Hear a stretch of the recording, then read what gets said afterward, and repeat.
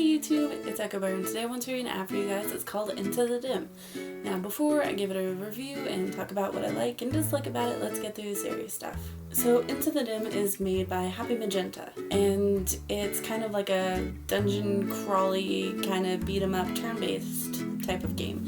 And the original version, which is the 1.0, which is the current version, was released on December 15th, 2015. So a little premise with this game, pretty much like the story or plot that goes along with this game is you're a kid and your dog goes missing, and there's a little bit of backstory that there's a lot of animals been going missing, and it's kind of alluded to the dungeon you go into is where everything's been going missing.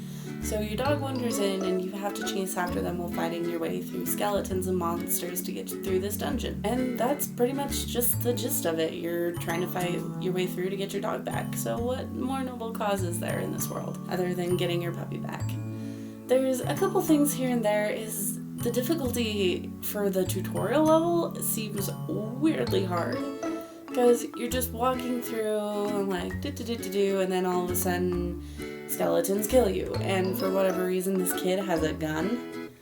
So like right from the get-go, it's like you feel overpowered because you're a child with a gun, yet feel super underpowered because things are attacking you and you can't like run, get away, or have any means to defend yourself other than like your one damage punches, which if you get cornered by a couple of enemies, then it's game over really quickly. The game gives you the option to upgrade all of this stuff, so it's a progressive game. So it gives you the chance to get stronger, but at the same time you still feel incredibly weak.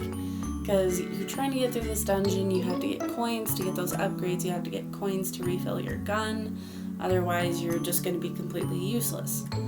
So for what this game is, the difficulty level seems like really, really high, like just from the get-go, which is really interesting in the fact that it doesn't really present itself as a difficult game. As far as controls, you have like a D-pad kind of setup or an arrow key WASD type of setup where you control which direction your character moves through the dungeon. Now you only get one button push per turn, and you only get a certain amount of turns.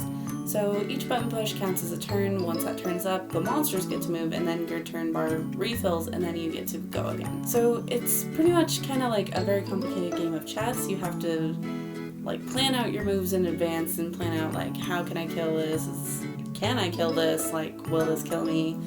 Like that kind of motivation. Honestly, I think I may be really horrible at this game because I still, at this point when I'm recording this, I haven't gotten through the first dungeon.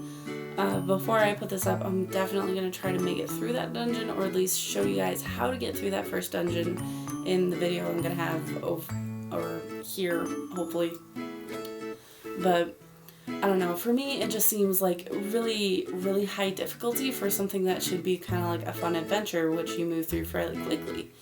And especially for the first dungeon, like your tutorial dungeon, like you shouldn't die multiple times on. So for the difficulty level, that's really hard.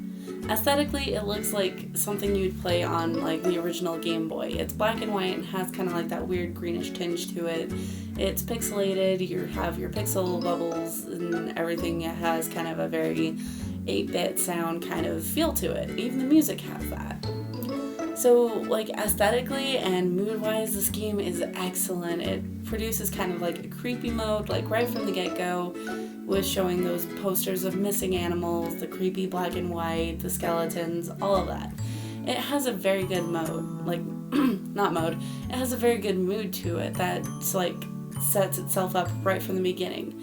The one drawback from that though is the way your character talks, because it sets up this kind of creepy horror-ish mood at the beginning, and your kid says something like, stuff like, "Consarn it, gosh dang it," like really immature and not at all modern lingo for kids of what I assume this kid's age is.